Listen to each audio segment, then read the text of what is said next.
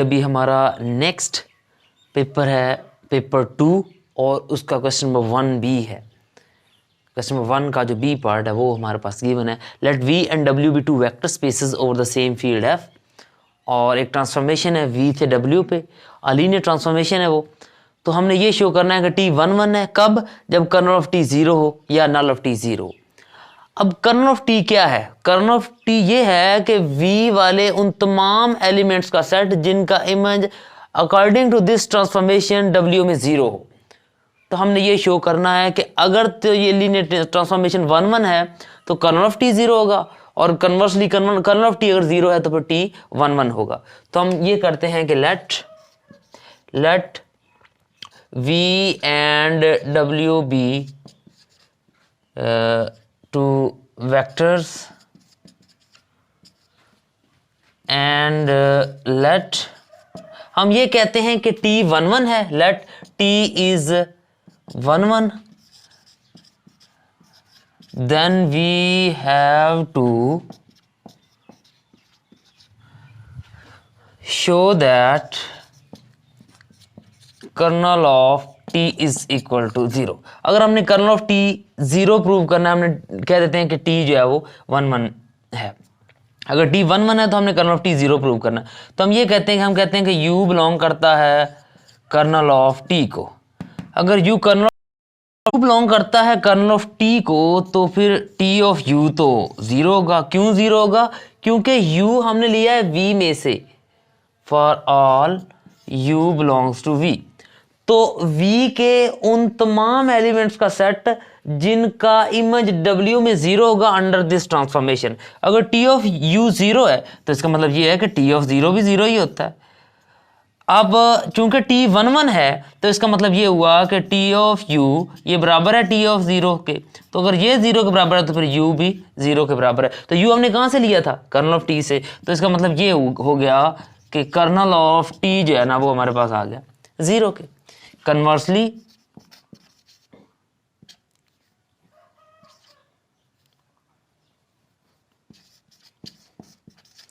Late kernel of T जो है वो 0 है, then we have to show that T is 1 1। Kernel of T 0 हमने U को T जो है उसको 1 1 प्रूव करना है। तो अगर हम T को 1 1 प्रूव करेंगे तो हम ये कह देते हैं कि लेट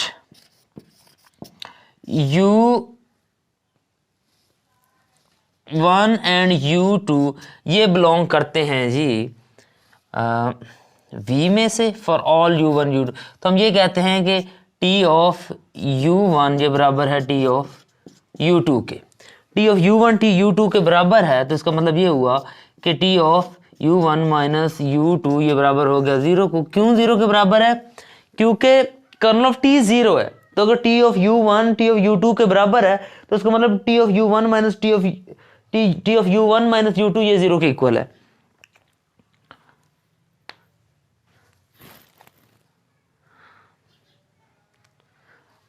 अगर T of U1 minus U2 ये 0 को इक्वल है तो इससे ये पता चला कि U1 माइनस U2 ये 0 के इक्वल है। अगर U1 माइनस U2 0 के इक्वल है, ये क्यों 0 के इक्वल है? क्योंकि ये ट्रांसफॉर्मेशन हमने कहा हुआ है कि कर्नल ऑफ T जो है ना वो 0 है। तो यानी कि V के उन तमाम एलिमेंट्स का सेट जिनका image under this transformation W में 0 आता है, तो हम ये कह सकते हैं कि U1 U2 के इक्वल है। सो T is 1 1, hence the required proof। Next question है क्वेश्चन नंबर 2A। एक वेक्टर मैट्रिक्स गिवन है A और हमने उसकी आइगन वैल्यूज और आइगन वेक्टर्स जो है ना इस A के अकॉर्डिंग जो है वो फाइंड करने हैं। तो हम चलते हैं इसके सोल्यूशन की तरफ कि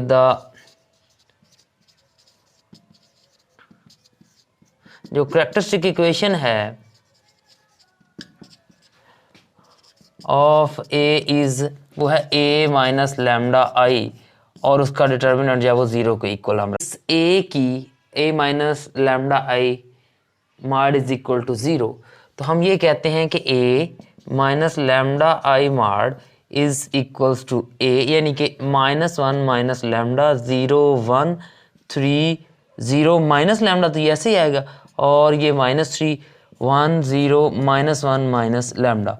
अगर हम इसको एक्सपेंड करने की कोशिश करें तो हम ये देखते हैं कि ये आएगा हमारे पास -1 माइनस लैम्डा इंटू वो रो और वो कॉलम छोड़ दिया, तो ये आएगा हमारे पास, वो होएगा हमारे पास लैम्डा इंटू 1 प्लस लैम्डा।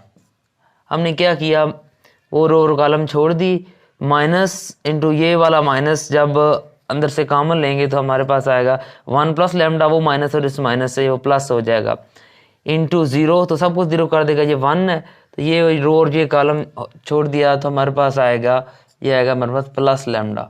आप इसको दोबारा से भी चेक कर सकते हैं, equals to -1 minus lambda into lambda plus lambda square plus lambda, ये इक्वल आएगा हमारे पास, लैम्डा को -1 से मल्टीप्लाई करें तो आएगा हमारे पास minus lambda square minus lambda square और माइनस लैम्डा क्यूब, और ये प्लस लैम्डा माइनस लैम्डा से कैंसिल होगा, तो हमारे पास ये आएगा -2 lambda square minus lambda cube. तो यहाँ से हम लैम्डा स्क्वायर कॉमन ले लेते हैं, माइनस लैम्डा स्क्वायर जब हम कॉमन लेंगे तो हमारे पास आएगा लैम्डा +2, और हमने इसको रखना है 0 के इक्वल। जब हम 0 के इक्वल रखेंगे तो लैम्डा की वैल्यू एक तो 0 आ जाएगी और एक आ जाएगी हमारे पास -2। तो ये वो आइगन वैल्यूज हैं जो हमने इस ए के अकॉर्डिंग फाइंड कर ली हैं। अब हमने फाइंड करने हैं आइगन वेक्टर्स उस ए के रिस्पेक्टिव। तो हम ये कह देते हैं कि when lambda is equal to 0, जब लैम्डा 0 होगा तो जो a माइनस लैम्डा आई है वो किसके इक्वल होगा, यानी कि वो वाला वेक्टर किसके इक्वल होगा। तो हम ये देखते हैं कि हम जहाँ जहाँ पे लैम्डा है वहाँ पे हम 0 फिट कर देते हैं। तो ये आएगा हमारे पास -1 0 1 3 0 -3 1 0 -1। तो हम ये देख सकते हैं यहाँ से कि जब लैम्डा 0 होगा तो हमारे पास जो आइगन वेक्टर होगा वो कुछ इस किस्म का होगा, यानी कि हम ये देख सकते हैं कि -1 0 1 3 0 -3 1 0 -1, और साथ में हम चूंकि आइगन वेक्टर फाइंड कर रहे हैं तो यहाँ पे हम ये कहते हैं कि ये x1 है, ये x2 है, ये x3, और ये सारे के सारे जो है ना वो 0 के इक्वल रख लेते हैं हम। जब हम 0 के इक्वल रखते हैं तो हम यहाँ से क्लियरली देख सकते हैं कि -x1 बराबर है x3 के, और वो 0 के इक्वल है, और इस तरह से x1 -x3 के, और इस तरह से ये तमाम वैल्यू यहाँ से भी हम देख सकते हैं कि x1 बराबर है x1 है x1 यहाँ से अगर हम इस मैट्रिक्स को एक्सपेंड करते हैं तो हम कहते हैं -x1 + x3 = 0। यहाँ से भी यही आएगा, यहाँ से भी यही आएगा। तो यहाँ से हम देख सकते हैं कि x1 बराबर है x3 के, तो x1 x3 के है, तो x2 तो क्लियरली हमें शो हो रहा है कि वो 0 के इक्वल है। तो x1 x3 के इक्वल है, तो अगर हमारे पास ये एक मैट्रिक्स हो जिसको हम कह देते हैं कि ये x1 है, ये x2 है और ये x3 है। हमने खुद कहा हुआ है कि जो x1 है वो तो x1 ही है, और x2 हमारे पास है 0, और x3 जो है वो x1 के इक्वल है। तो हम अगर यहाँ से x1 कॉमन लें तो ये आएगा 1 0 1। तो ये हमारे पास जब लैम्डा की वैल्यू 0 होगी तब हमारे पास जो आइगन वेक्टर होगा वो 1 0 1 होगा। तो ये दो वैल्यूज होंगी इस किस्म की, क्योंकि लैम्डा स्क्वायर जो है, यानी कि यहाँ पे लैम्डा जब 0 होगा, जब लैम्डा की वैल्यू 0 होगी तब हमें दो वेक्टर्स मिलेंगे, और जब लैम्डा की वैल्यू -2 होगी तब क्या मिलेगा, तब हम देखते हैं अभी यहाँ से। When lambda is equal to -2, जब हम लैम्डा को -2 रखते हैं तो ये आएगा हमारे पास a माइनस लैम्डा आई, इसका डिटर्मिनेंट मैट्रिक्स जो है उसको हम 0 के इक्वल रख लेते हैं। तो क्या आएगा हमारे पास a माइनस लैम्डा आई, यानी कि इस वाले मैट्रिक्स में हमने लैम्डा की जगह पे -2 रख देना है। तो अब ये देखें -1 -2, तो ये हो जाएगा +1, ये 0, ये 1, ये 3, और इसी तरह से हम लैम्डा की जगह पे -2 रखते हैं, तो 3 -2 2 -3, तो ये आएगा 3 2 -3। इस तरह से 1 0 1 0, ये आएगा -1 + 2, -1 + 2, तो ये 1 ही आ जाएगा हमारे पास। और ये हम ये कह देते हैं कि ये x1, ये है x2 और ये x3, और ये जो है वो 0 मैट्रिक्स से इक्वल है 0 0 0। तो अब अगर हम यहाँ से इसको सॉल्व करने की कोशिश करें तो ये हमारे पास आएगा x1 + x3 = 0, एक इक्वेशन। दूसरा 3x1 + 2x2 - 3x3 = 0, और थर्ड आएगा x1 + x3 = 0।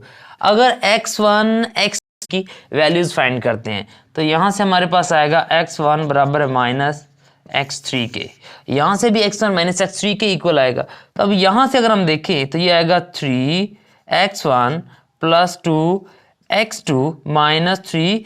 अब x3 की वैल्यू है -x1, तो हम ये यहाँ पे कर लेते हैं -x1, तो ये इक्वल आ जाएगा 0 के। तो यहाँ से क्या आ जाएगा 3x1 और + 3x1, तो ये आएगा 6x1 + 2x2, ये इक्वल है 0 के। अगर ये इक्वल है 0 के तो इसका मतलब ये हो गया कि 3x1 + x2 ये हमारे पास आ जाएगा 0 के। तो यहाँ से हमारे पास x2 की वैल्यू आ जाएगी -3x1। तो अगर हम इसको सॉल्व करें तो अगर हम ये कह दें कि हमारे पास जो आइगन वेक्टर है वो ये है x1 x2 और x3, तो ये हमारे पास ये आ जाएगा क्योंकि x1 तो x1 ही है। अब x2 कीमत कितनी है -3x1 और x3, अब x3 तो हम ये कह देते हैं कि x3 - x1 है। तो अगर हम इसको गौर से देखें तो x1 यहाँ से कॉमन आएगा, तो आएगा 1 -3 -1, तो ये हमारे पास वो वाला आइगन वेक्टर आ गया जब लैम्डा की वैल्यू -2 है। सो आइगन वैल्यूज आर वो है 0 और -2, और जो आइगन वेक्टर्स हैं वो हैं हमारे पास, एक आइगन वेक्टर ये है, वो क्या है 1 0 1, और इसी तरह से 1 -3 -1।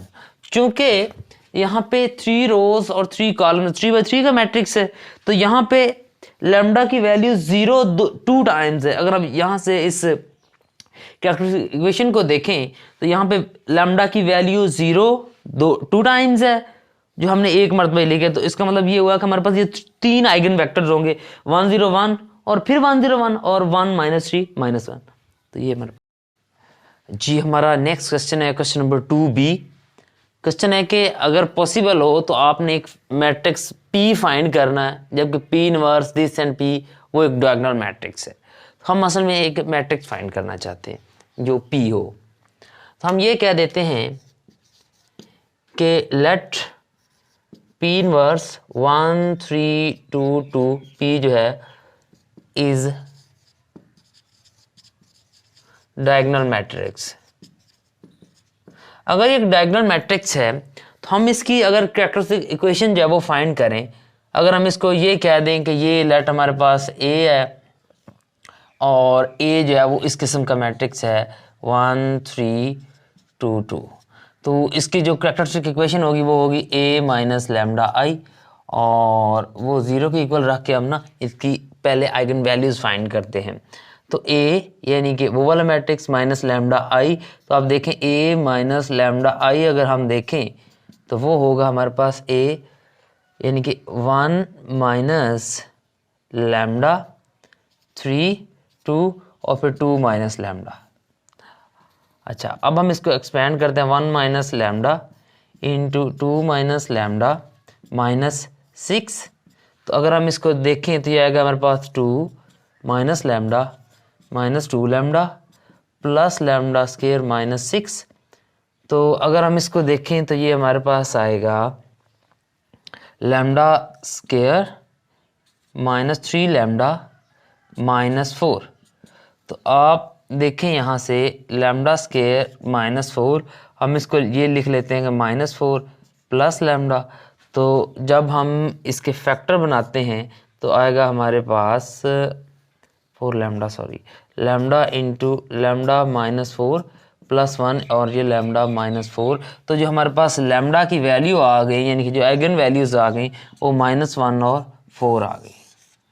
ये दो आइगन वैल्यूज़ हैं इस मैट्रिक्स ए की।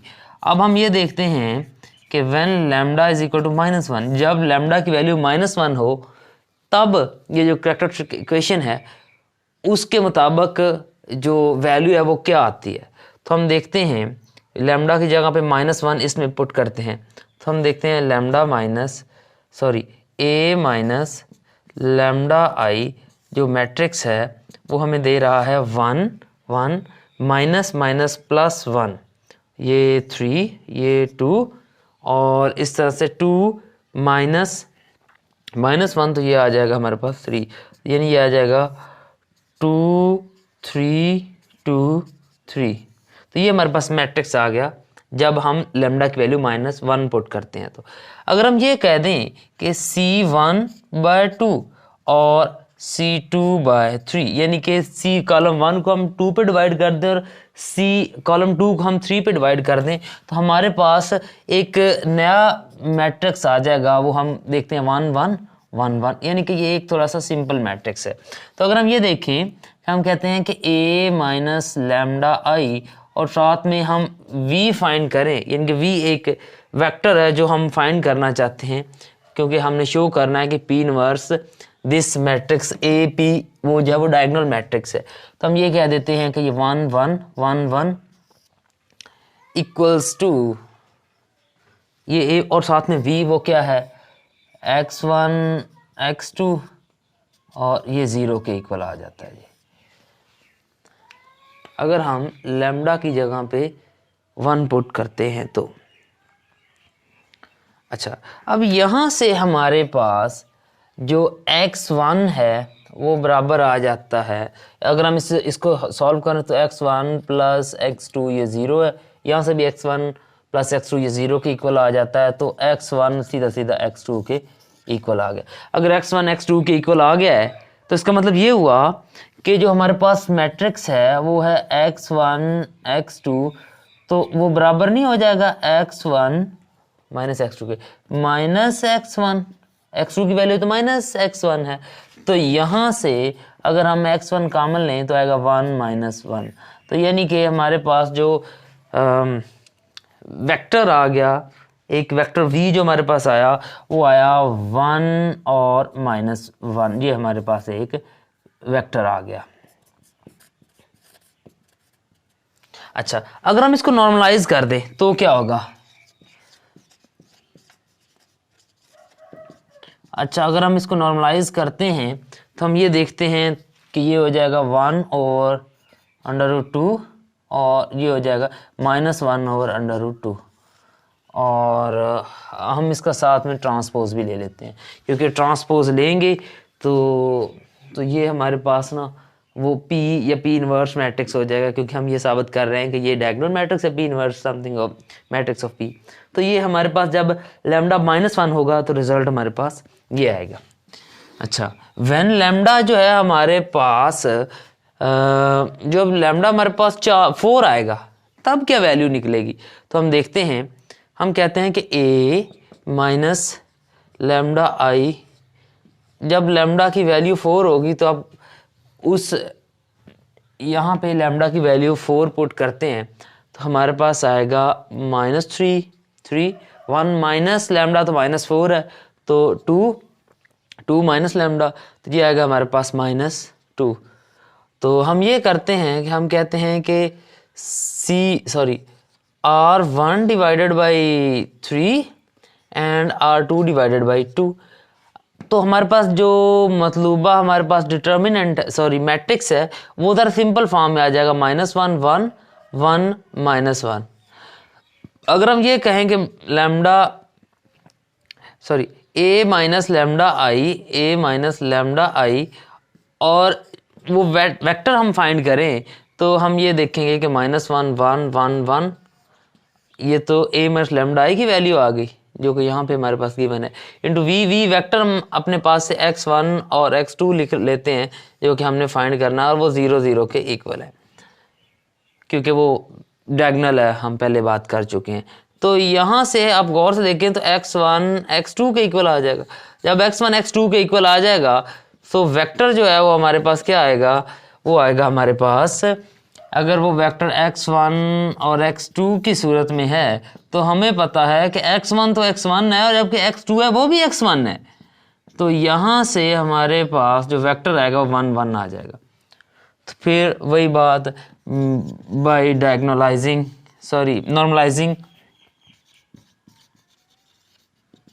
अगर हम इसको नॉर्मलाइज करते हैं तो ये आ जाएगा हमारे पास 1/√2 और 1/√2, और हम इसको ना इसका ट्रांसपोज भी ले लेते हैं।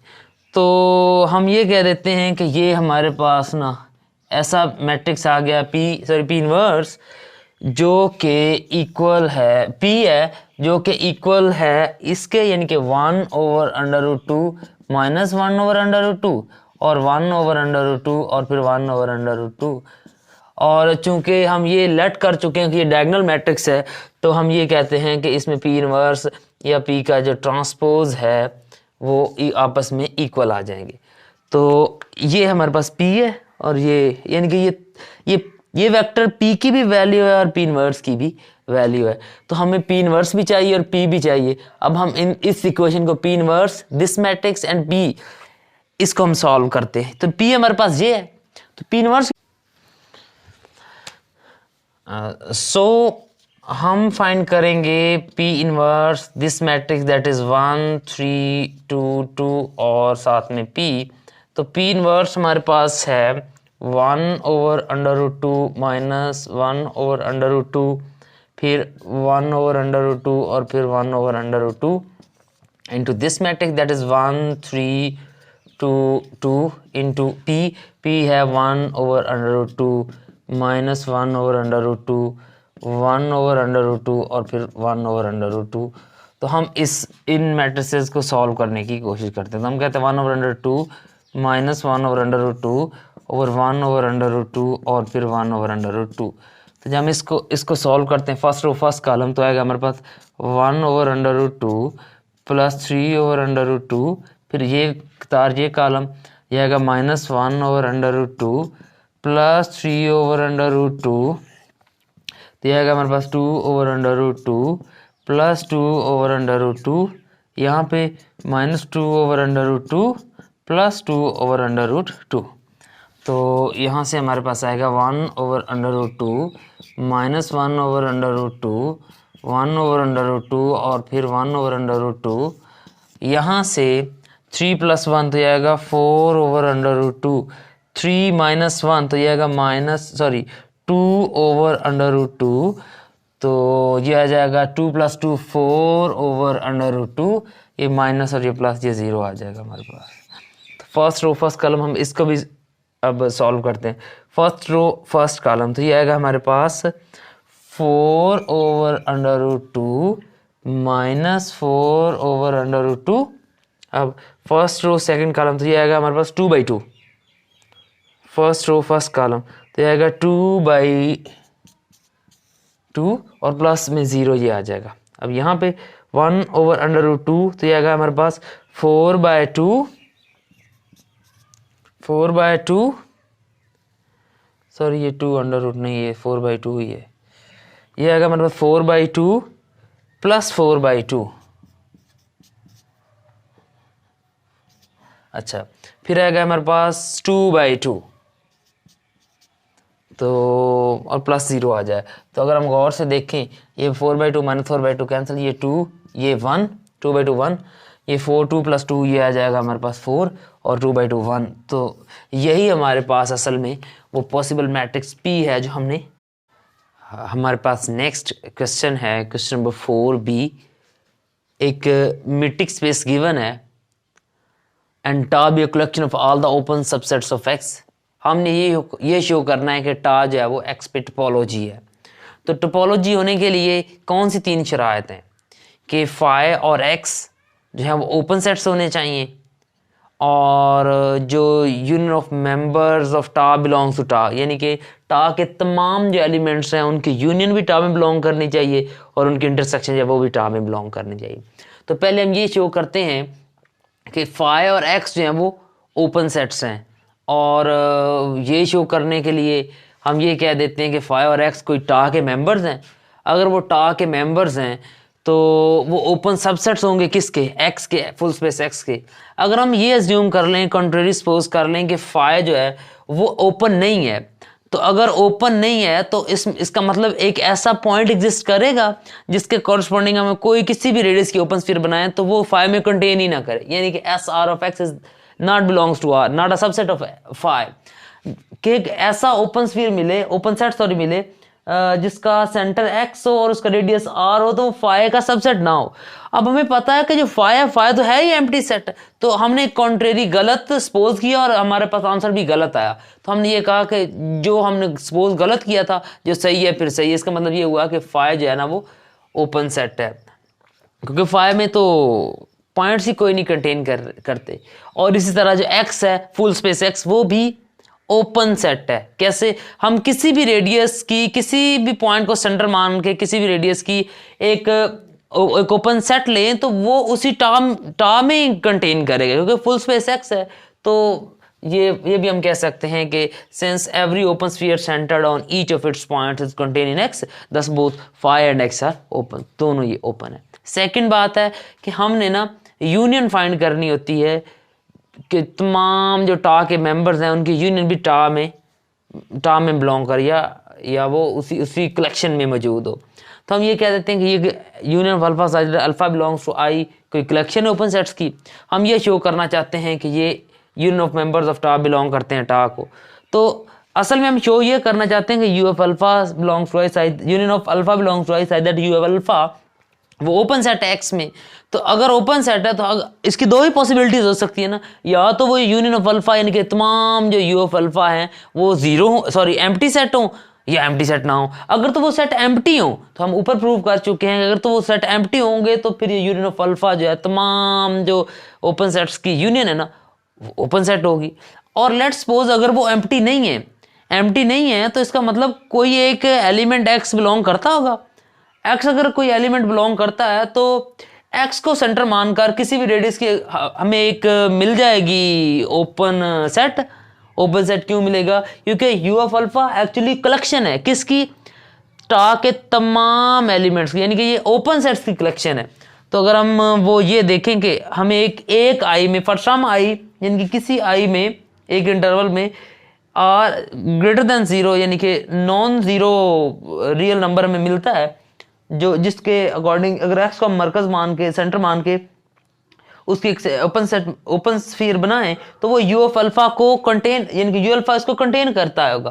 तो इसका मतलब ये हुआ कि अगर एक में है तो वो तमाम की तमाम जो पूरी यूनियन है उसमें भी कंटेन करती होगी। तो इस वजह से हम कह सकते हैं कि all the union of members of टा बिलोंग्स टू टा, यानी कि ये कलेक्शन है और हमने इसके अकॉर्डिंग हमने साबित कर दिया कि एक ओपन स्फीयर जो है ना वो भी इस यूनियन में कंटेन कर। जो थर्ड प्रॉपर्टी है उसमें ये कहते हैं हम कि जो इंटरसेक्शन है ना, जो टा के मेंबर्स के इंटरसेक्शन है, finite intersection of members of टा आल्सो बिलोंग्स टू टा।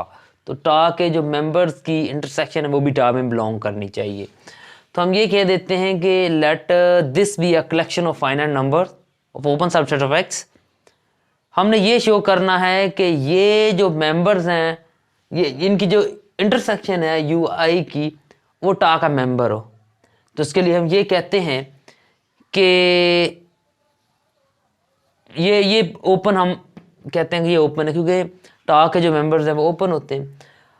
अच्छा, अगर इनकी इंटरसेक्शन फाई के इक्वल इनके एम्प्टी सेट हो तो ऑब्वियसली ओपन, क्योंकि हम पहली प्रॉपर्टी में ये प्रूव कर चुके हैं कि अगर फाई है यानी कि एम्प्टी है तो फिर ये ओपन होगा। और अगर ये एम्प्टी नहीं है तो हम ये कहते हैं कि आई जो है वो एक ऐसा हमें ओपन सेट मिलेगा जो कि 1 से इक्वल ग्रेटर देन और इक्वल होगा और n से जो है वो छोटा होगा या इक्वल होगा। तो हम ये कहते हैं since each you I is open तो एक आर आई एग्जिस्ट करेगा, जबकि उस आर आई यानी कि वो वाला आर आई यानी कि वो वाला रेडियस जो जीरो से बड़ा है, जीरो से बड़े रेडियस का एक्स को सेंटर मान के एक ओपन स्फीयर हमें मिल जाएगा, ओपन सेट मिल जाएगा सॉरी, जो कि यू आई ये एक किसी ओपन सेट का सबसेट होगा, जबकि आई के लिए वही कंडीशन है कि वो 1 और n के दरमियान हो। अगर हम ये कह देते हैं कि r जो है वो मिनिमम हो r1 r2 और अप टू सो ऑन इतनों में से, देन एक एस आर एक्स यानी कि एक ओपन स्फीयर मिलेगा जो कि यू आई का सबसेट होगा फॉर ईच आई। तो इसका मतलब हर आई के लिए तो एस आर एक्स यानी कि हर आई के लिए हमें एक ओपन स्फीयर मिलेगा जो कि यू आई का सबसेट होगा, जबकि यू आई की इंटरसेक्शन का सबसेट होगा। हैंस जो intersection of all the open sets है वो ओपन है, सो देयरफॉर जो इंटरसेक्शन है यू आई यानी कि all the collection of the open sets वो टा का मेंबर है। तो इससे हमें ये पता चलता है ये टा है वो टोपोलॉजी है एक्स पे। अब इस किस्म की जो टोपोलॉजी है उस टोपोलॉजी को कहते हैं मीट्रिक टोपोलॉजी और the usual topology on a metric space.